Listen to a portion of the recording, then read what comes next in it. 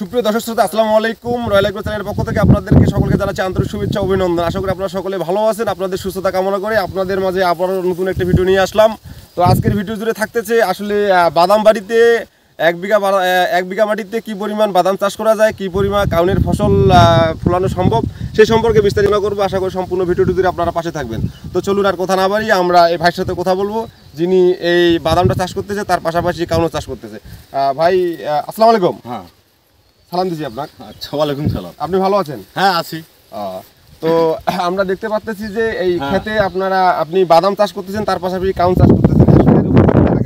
এর উপকারিতা এই বাদাম চাষ করা 1 বিঘা মাটিতে বাদাম 13 হইতে 14 মন আসে। দাম হইল 4000 টাকা, 56,000।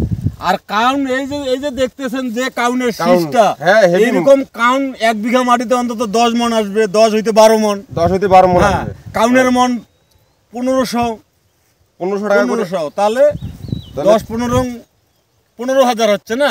15 গুণন কত করে মন বললেন? 12 মন। 12। আচ্ছা আচ্ছা, হিসাব করেন।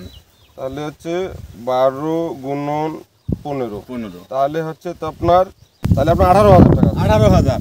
তাহলে বাদামও নিলাম আমরা 55, 18, অনেক টাকা। এতে কৃষক লাভবান বেশি হচ্ছে। এই জন্য আমি বাদাম বাড়িতে এই কাউনের চাষ করি। আচ্ছা, এই 1 বিঘা মাটিতে তাহলে কত মন কাউন ফলানো সম্ভব? 12 হইতে 13 মন। এই যে কাউনটা হয়েছে 12 হইতে 13 মন আসবে। 12 হইতে 13 মন কাউন 79 আসবে। হ্যাঁ, 79 আসবে। আচ্ছা, এটা আপনার কাউন হতে সময় কতদিন লাগে?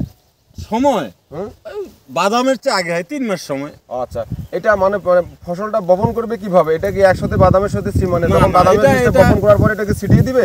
না, ওই একসাথে বাদাম যখন লাগাই ওই তখন কান ছিটি দিয়ে ওই যে ঘষটা নিই, লাঙ্গল দিয়ে ঘষটা নিই, ওই বাদাম লাগাই ওই তখনই। আচ্ছা আচ্ছা, মানে দেখা গেল যে ফসল বোনানোর জন্য জমি প্রস্তুত হয়ে গেছে। হ্যাঁ, প্রস্তুত হয়ে গেছে, আপনারা মনে করেন যে বাদামের বীজটা বপন করে দিলেন। হ্যাঁ, ওই বপন করার পরে ছিটি দিয়ে মইটই দিয়ে। আচ্ছা, তাহলে এইভাবে যদি চাষ করা যায় যে কাউন আর বাদাম একই জমিতে দুইটাই ফসলে চাষ করা যাচ্ছে, তাহলে আপনার খরচ কি পরিমাণে আসতে পারে? খরচ কাউনের অত খরচ না, মানে বাদামের যেই সারটা লাগে কাউনটা ফ্রি। আচ্ছা আচ্ছা আচ্ছা আচ্ছা, কাউন তো বীজ অত লাগে না। এই যে বাদাম বাড়িতে 1 বিঘা মাটি 1 পোয়া কাউন ছিটাইছে, মাত্র 1 পোয়া কাউন।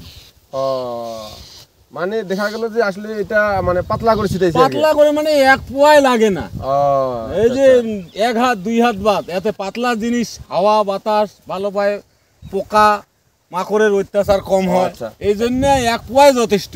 আচ্ছা, প্রধানত আমি বলতে চাচ্ছি যে এটা আসলে পাতলা করে ছিটার কারণ হচ্ছে যে বাদামটার ফলন যেন ভালো হয়। হ্যাঁ, ফলন ভালো হয়। তাছাড়া যে ঘন থাকলে বাদাম কিন্তু ফলন হবে না, এই যার জন্য পাতলা। আর পাতলা দেখেন না শীষ 1 হাত। হ্যাঁ, দেখলাম তো আপনার 1 হাত করে। এই যে এই শীষটা, প্রায় এরকম 4টা শীষ হলে 1 পোয়া কাউন হয়ে যাবে। দেখলেন, 1 পোয়া কাউন আপনি সারা জমিনে ছিটানোর পরে আপনার 4টা শীষেতে 1 পোয়া আপনি নিয়ে আসতে পারবেন। আচ্ছা, তাহলে অত ঘন সিটি লাভ কি? আচ্ছা, আসলে কাউনের কি আটা তৈরি করা যায়? হ্যাঁ, কাউনের আটা তৈরি করা যায়, পায়েস খাওয়া যায়। আবার আমাদের হিন্দুদের মধ্যে অনেকে একাদশী থাকে, কাউনের ভাত রান্না করে খায়, আবার কেউ গুঁড়া করে খায়। আচ্ছা আচ্ছা আচ্ছা আচ্ছা আচ্ছা, মানে এটা বিভিন্ন ভাবে খাওয়া সম্ভব। আর কাউনের ভাত তার উপকারও আছে। রোগ ব্যাধি যে কোনো হইলে, এই যে যেমন জন্ডিস হইলে কাউনের ভাত খায়। এটা সব উপকারী জিনিস।